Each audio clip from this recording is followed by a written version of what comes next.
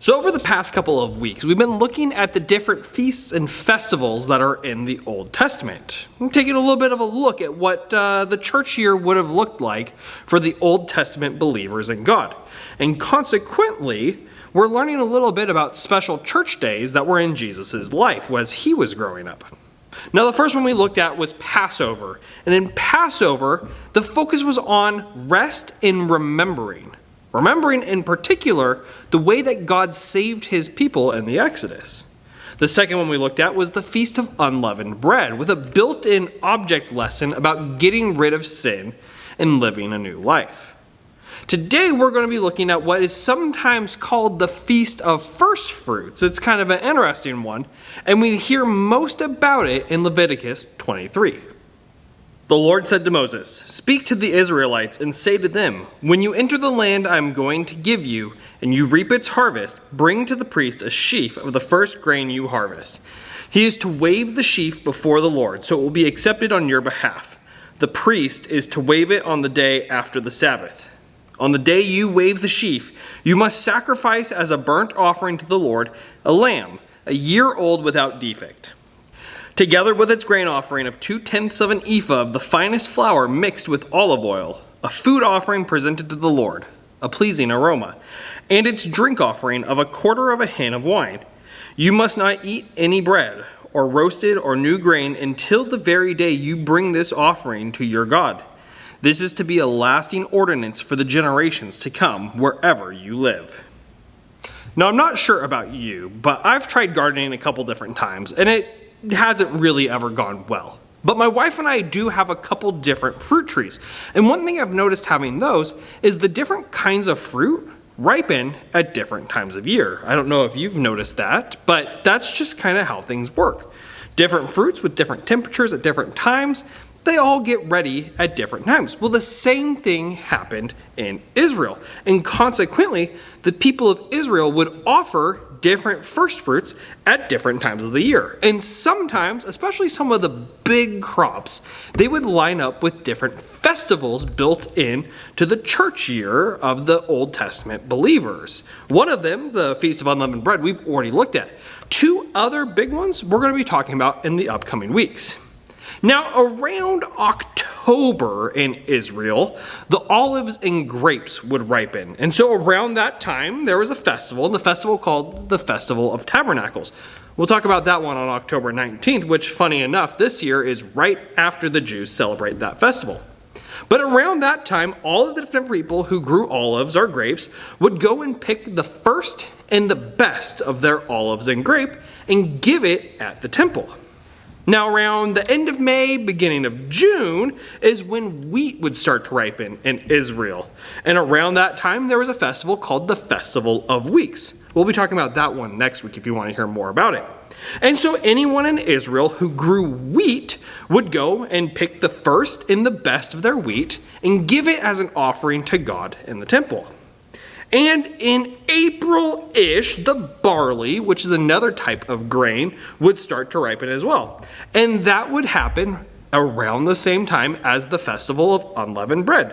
So, like all the others, the people who grew barley would pick the first and the best of their barley and give it as an offering in the temple. Now, what if you grew something other than wheat or barley or olives or grapes? Well, families in Israel would do the same thing. It just wouldn't line up with a festival. And they would take the first and the best of whether it was figs, dates, livestock, you name it, whatever it was, they would take the first and the best and give it as an offering to God in the temple. Now, why? Why would God do this? Why would God build this in to the rhythm of people's lives? Why would it be so important that he would command it when he's laying out all these different festivals in the Bible? Well, remember, with Passover, it was about rest and remembering how God had saved them in the Exodus. With unleavened bread, it was about getting rid of sin in your own life and living a new life. Well, the first fruits, I think God is actually doing a few things. Remember, the land isn't theirs. It's God's. The people are just there as stewards.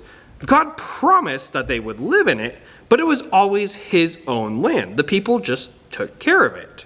And so one of the things that's going on there is a reminder that everything is God's. I think another thing that's going on is a reminder that God is their provider.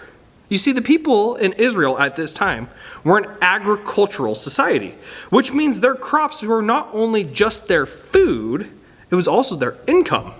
And more often than not, if the harvest was bad, it would mean it was going to be a pretty rough year. If the harvest was good, well, they might be a little bit more comfortable that year. But what does the harvest depend on? A lot of things that are outside of people's control. For instance, weather. And who controls the weather?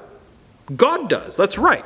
So by bringing the first fruits back to God, the people were also remembering that it was God who was providing for them.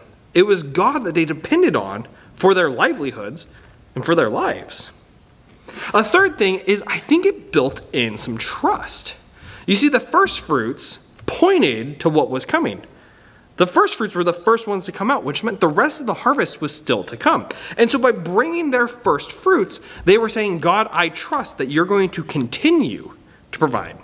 It also built in some anticipation and some hope, because they couldn't quite see yet the rest of the harvest. And by giving their best, it might also be pointing out that they were hoping that there was more good coming. And so it would help combat this natural urge. It would help fight against this natural urge to fear the future and to hold on to or be greedy to what you already have. It would help them say, God, you've done this before. God, I trust you'll do it again.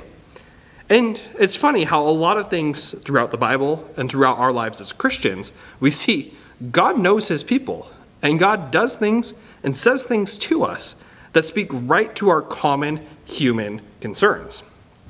So with those three things, a reminder that everything is God's, that God is our provider, and building in some trust and hope for the future, there's a fourth thing too that I see going on.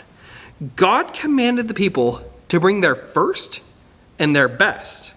This also, same with the hope and trust thing, I think is combating a natural human urge to fear what's coming ahead and to hold on to what we already have. It was so important that God says it multiple different times in this commandment. We read in verse 10, bring to the priest a sheaf of the first grain you harvest.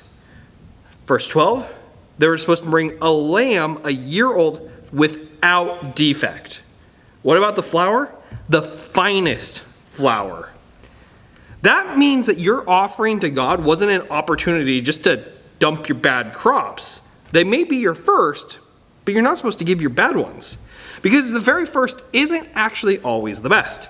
I just looked at my tangerine tree, and because we had a heat wave, a bunch of them are split through the skin, which means those ones are going to be kind of dry and kind of gross.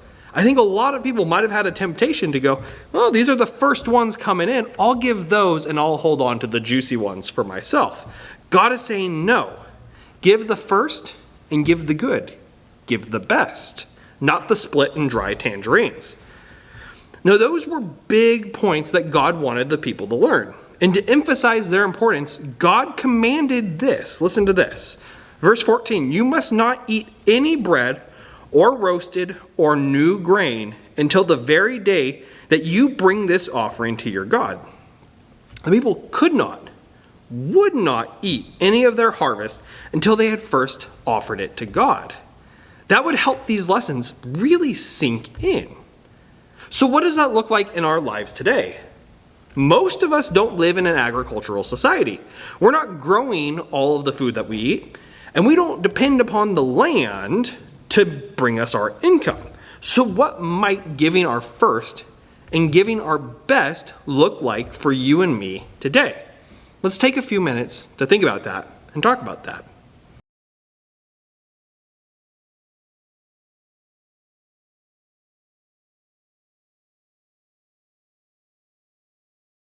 Well, I hope that conversation was fruitful for you, and I hope it gives you some insight into how to live out your life in the upcoming weeks and upcoming months. Looking back to the Feast of the Firstfruits, I do wholeheartedly believe that God was reminding the people that they were stewards and not owners of the land. I do wholeheartedly believe that God was building in a rhythm of remembering that God provides for them. And I think he was also building trust and hope into their lives. But I also think there was something much bigger and much better going on. You see, while there were different first fruit offerings throughout the year, the one in Leviticus in particular seems to be tied to the one that took place during the festival of unleavened bread. It comes right after the instructions for that feast. Remember also, this was taking place at the beginning of their new year. God said with the Exodus, they would have to mark the beginning of their calendars. So their new year fell around March or April for us. And a particular crop, an important one, barley, was ripening just this time. And since barley would be the first crop to ripen each year, and in this season in general, it became known as the first of the first fruits. The instructions were to gather it, bring it to the temple, and offer it before God in the temple, the day after the Sabbath. Now, what day of the week was the Sabbath? Saturday. And so this happened on a Sunday, the Sunday after Passover. And we've been tying this back to Jesus' life. Can you think of anything related to the Sunday after Passover in, say, 30 or 33 AD? If you said Easter, pat yourself on the back. And if you said, wow, Alex, that sounds a bit like a stretch, take it up with St. Paul. Because as you read through the New Testament, we start to see something interesting when the phrase firstfruits is used. Let's look at 1 Corinthians 15. Christ has indeed been raised from the dead, the firstfruits of those who have fallen asleep. Jesus, and specifically his resurrection, are the firstfruits. Because that's the thing about firstfruits. The rest of the harvest is still to come. It's a peek at what's next. Jesus' victory over death points us to the promise of our own resurrections. When we die, it is not the end. One day Jesus will return, and he'll raise my body from the grave, and he'll raise your body from the grave, just like the firstfruits that we saw on Easter Sunday, on that Sunday after the Sabbath following Passover. We aren't trying to escape our bodies or the rest of creation. No, as Christians, we're looking forward to that day when Jesus comes back and brings it all back to life, and the kind of life that he always intended for it. So as we bring God our first and our best, we're remembering that everything is God's. We're thanking him for providing for us, and we're looking forward to that promise of the resurrection that he's made for us.